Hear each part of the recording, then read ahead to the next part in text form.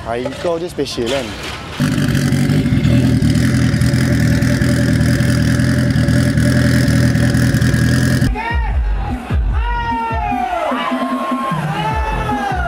Kereta ni last. Sebab apa? Sebab highlight lah.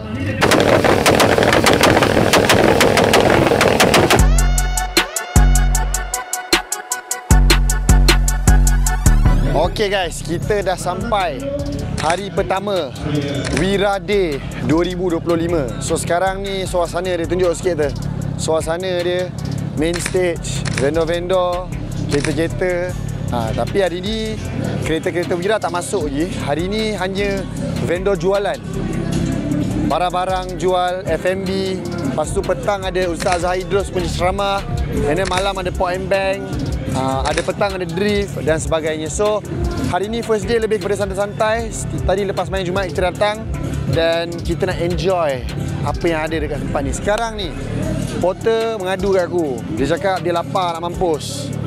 Kan? Dia fikir dia seorang lapar, aku pun lapar. So sekarang kita nak pergi tengok F&B vendor ramai ke tak? Banyak ke tak makanan-makanan? Last year aku ingat banyak.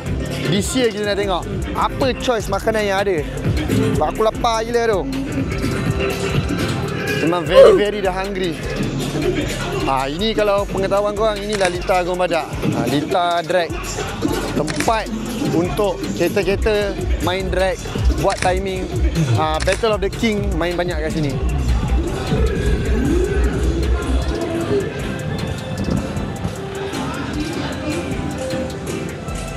So, nampak tu? Tunjuk sikit. Official booth Wira Day. Panas ni. Sini panas dia lain macam sebab jalan tar dia kan. Lain macam. Bang, air coklat satu bang. Kau nak air apa? Air kau je special kan?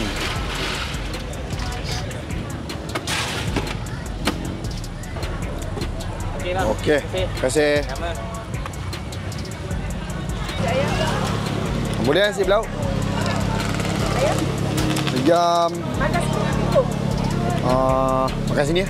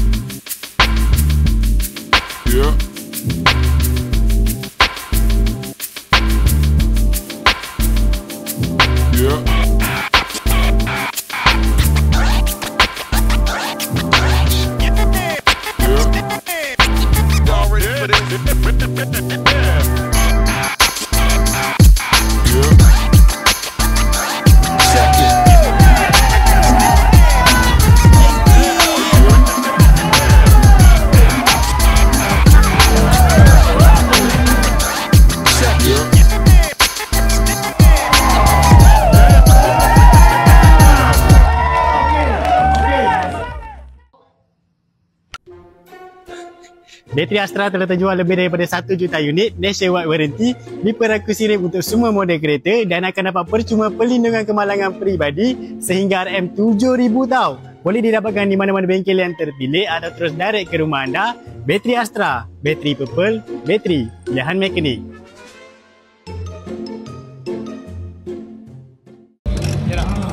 Okay, sekarang aktiviti utama.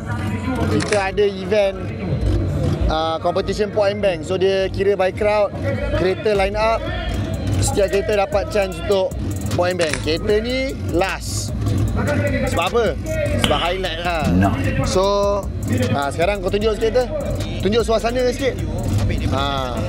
Itulah suasana dia sekarang. Semua orang tengah mengeref.